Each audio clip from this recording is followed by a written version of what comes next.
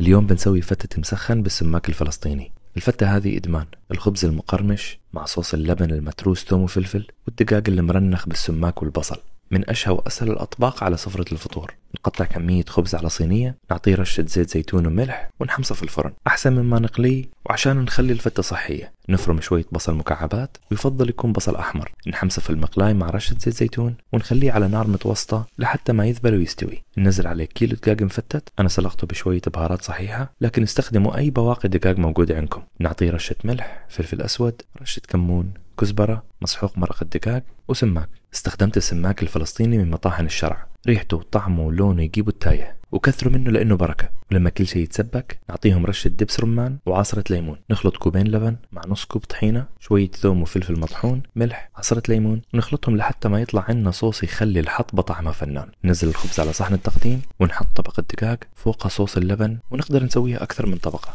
ننزل عليهم الصنوبر والسمن الحار، رشة بقدونس ورمان، وخلي كل لقمة تاخذك على فلسطين الغالية.